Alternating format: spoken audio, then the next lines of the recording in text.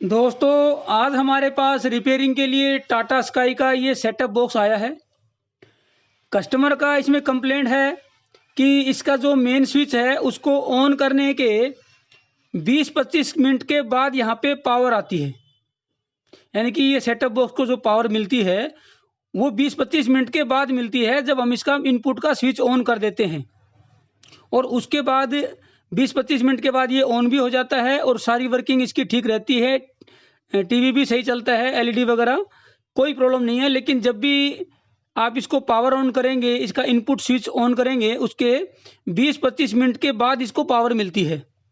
ये कस्टमर की कंप्लेंट है कि आधे घंटे बाद ये ऑन होता है इसका स्विच ऑन करने के बाद। अब हम क्या करेंगे, सबसे पहले तो इसके एसएमपीएस को चेक करेंगे, एसएमपीएस की 12 वोल्ट। दूसरे स्टेप में हम इसको ओपन करके देखेंगे। साथ में हम क्या करेंगे कि एक 12 वोल्ट कहीं और दूसरे सोर्स से लेके और दूसरी 12 वोल्ट इसको कनेक्ट करके देखेंगे उसके इसमें क्या इसमें रहता है। स्टेप बाय स्टेप हम इसको समझने की कोशिश करेंगे कि प्रॉब्लम कहाँ पे है, उसको रेक्टिफाई करेंगे, सोल्व करेंगे, ठीक करेंगे। सबसे पहले हम इसका जो एसएमपीएस है उसकी वोल्टेज चेक कर लेते हैं। मल्टीमीटर को कर लेते हैं डीसी वोल्ट पे।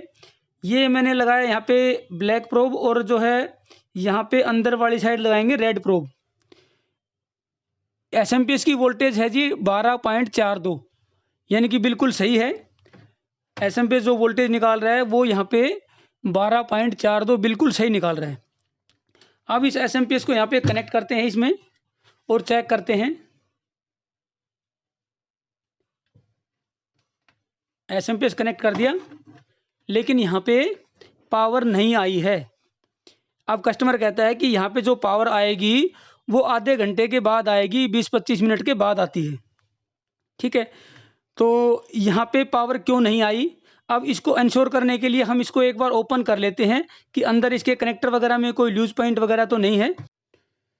एनक्लोजर को हमने ओपन किया तो इसके अंदर जो है काफ़ी यहाँ पे डस्ट है। ये देखिए, पूरी एक लेयर है डस्ट की। ये देखिए काफ़ी सारी हर जगह पे, यहाँ पे पीसीबी के ऊपर भी और यहाँ पे भी। तो इसको हम एक बार ब्लोअर से इसको साफ़ कर लेते हैं। ब्लोअर से हमने इसको साफ़ कर लिया है, कनेक्टर भी चेक कर लिया है। साफ़ करने के बाद हमने इसको दोबारा कनेक्ट किया, तब भी इसका कोई सॉल्यूशन नहीं हुआ। अब अगले स्टेप में हम क्या करेंगे, मेरे पास ये वायर है और इस वायर को यहाँ पे हम कनेक्ट कर देंगे। और मेरे पास जो एसएमपीएस है जिससे हम इन्वर्टर वगैरह चेक करते हैं, उस एसएमपीएस की जो है 12 वोल्ट यहाँ पे मैं कनेक्ट करूँगा। ये आपका पॉजिटिव है और हम यहाँ पे चेक करेंगे।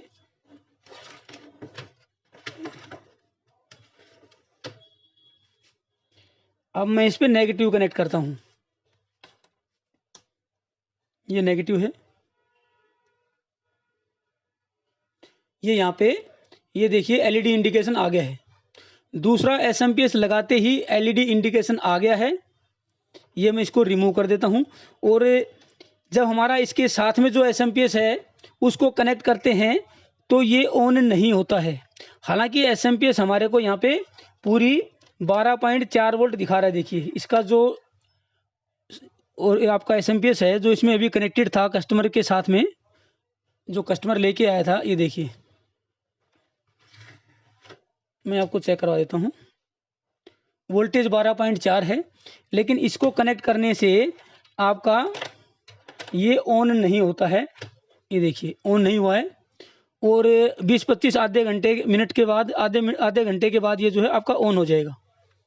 20-25 मिनट लेता है, आधा घंटा लेता है, उसके बाद ये ऑन हो जाएगा।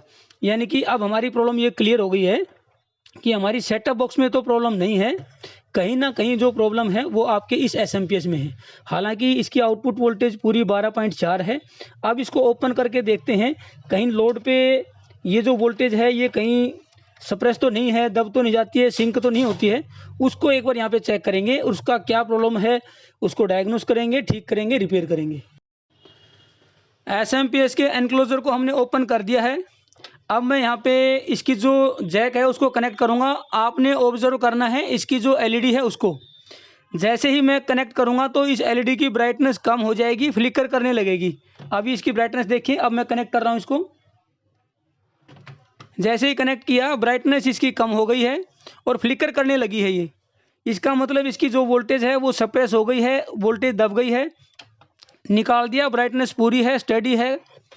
जैसे ही दोबारा से लगाऊंगा ब्राइटनेस कम हो गई है और इसकी जो फ्लिकरिंग की यहाँ पे आपको महसूस हो रही होगी, फ्लिकरिंग यहाँ पे हो रही है इसके अंदर। अब इसकी वोल्टेज भी मैं चेक करवा देता हूँ। मल्टीमीटर को कर लेते हैं डीसी वोल्ट पे। जो पहले ओपन में इसकी 12.4 वोल्ट थी, अब यहाँ पे देखिए 5.1 वोल्ट, 3.8 वोल्ट, 4.6 वोल्ट। ये डीसी वोल्ट 12 वोल्ट नहीं है, अब ये 5 वोल्ट के आसपास हो गई है। जबकि हम दूसरा जो एसएमपीएस अडेप्टर है हमारा डायरेक्ट वाला, उसको जब हम कनेक्ट करेंगे तो इसकी वोल्टेज पूरी 12 रहती है। मैं यहाँ पे आपको कनेक्ट करके दिखा देता हूँ। ये इसको मैंने कनेक्ट कर दिया है, सप्लाई से मैं इसको जोड़ देता हूँ। ये देखो जी, अब इसकी अगर हम वोल्टेज चेक करेंगे तो पूरी वोल्टेज यहाँ पे 12 आएगी। देखिए पूरी 12.10 वोल्ट है। यानी कि इस एसएमपीएस की वोल्टेज दब जाती है और वो धीरे धीरे आपकी जो है इसके इंटरनल कैपेसिटर भी चार्ज हो जाते हैं और वो धीरे धीरे वोल्टेज यहाँ पे बिल्ट हो जाएगी। तो ये आपका ऑन हो जाएगा। वो 15-20 मिनट भी हो सकती है, ज़्यादा टाइम भी ले सकती है। तो एसएमपीएस को हमें ठीक करना है। अब एसएमपीएस में क्या चेक करना है उसको यहाँ पे हम कवर कर लेते हैं। अगर आउटपुट वोल्टेज 12.4 वोल्ट है, इसका मतलब इसका सर्किट बिल्कुल ठीक है, फीडबैक सर्किट भी बिल्कुल ठीक है, रेक्टिफिकेशन भी ठीक है। प्रॉब्लम है इसकी फिल्ट्रेशन में। जो फिल्टर सर्किट है, जो कैपेसिटर हैं, उसमें कहीं ना कहीं प्रॉब्लम है। यहाँ पे अगर ये वाले जो कैपेसिटर हैं इनमें अगर प्रॉब्लम होती तो इस सर्किट में भी कैपेसिटर लगे होते हैं तो वो इसको कंपनसेट कर देते हैं और आपका चल जाता है। लेकिन अगर आपका जो मेन कैपेसिटर है जो कि रेक्टिफायर के तुरंत बाद लगता है, उसमें अगर प्रॉब्लम है तो वो इस तरह की जो है आपकी समस्या, इस तरह की जो है सिम्टम्स, इस तरह की प्रॉब्लम आपको दिखाई देगी। इसको निकाल के एक बार चेक करते हैं। इसमें अगर प्रॉब्लम नहीं रहती है तो फिर आगे हम देखेंगे। इसको पहले निकाल के इसकी वैल्यू चेक करते हैं। अगर कुछ प्रॉब्लम है तो इसको चेंज करके भी हम यहाँ पे देखेंगे। इलेक्ट्रोलाइटिक कैपेसिटर को हमने बाहर निकाल लिया है। इसकी वैल्यू है जी 22 माइक्रोफैराड और 400 वोल्ट। कैपेसिटर मीटर हमने यहाँ पे निकाल लिया है। 22 माइक्रोफैराड है तो इसको हम 20 माइक्रोफैराड से ऊपर यानी कि 200 माइक्रोफैराड पे इसको कर लेते हैं और यहाँ पे इसको चेक करते हैं।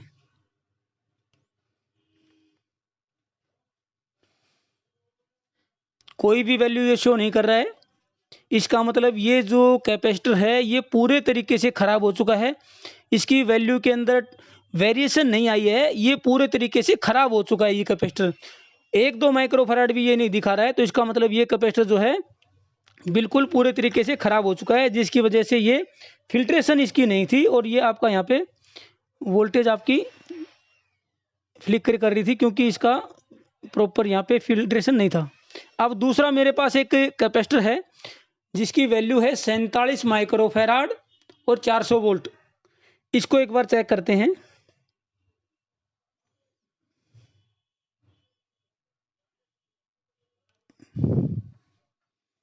इसने शो किया है जी 44 माइक्रोफैराड।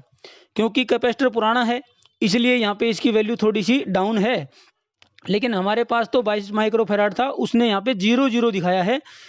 2, 4, 5 माइक्रोफैराड भी उसने वैल्यू नहीं दिखाई है, यानी कि ये पूरे तरीके से कैपेसिटर ख़राब हो चुका है। अब यहाँ पे मैं 47 माइक्रोफैराड का ये कैपेसिटर लगा दूंगा और इसको यहाँ पे अच्छे तरीके से एडजस्ट कर देंगे। पहले मैं आपको यहाँ पे इसको कनेक्ट करके दिखा देता हूँ कि हमारी प्रॉब्लम इसको चेंज करने से सोल्व हुई या नहीं हुई। अगर ज़रूरत पड़ी तो हम आगे भी इसको देखेंगे, समझेंगे।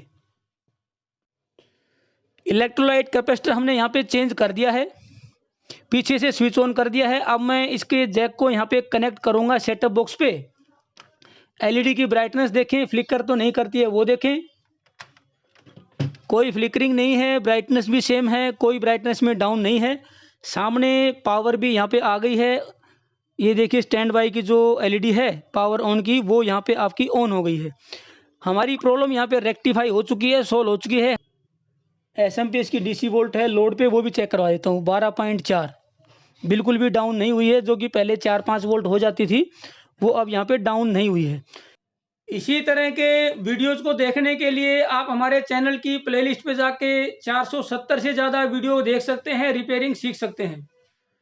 घर में यूज होने वाले अप्लायंसेज या इंडस्ट्रीज में यूज होने वाले इंस्ट्रूमेंट सभी की वीडियोज़ की रिपेयरिंग की वीडियोज़ को हमने यहाँ पे अपलोड किया है। उनको आप देख सकते हैं, रिपेयरिंग सीख सकते हैं। नए हैं तो चैनल को सब्सक्राइब कर लें, बेल आइकन दबा दें ताकि नए वीडियोज़ की नोटिफिकेशन आप लोगों तक लगातार मिलती रहे। थैंक यू दोस्तों।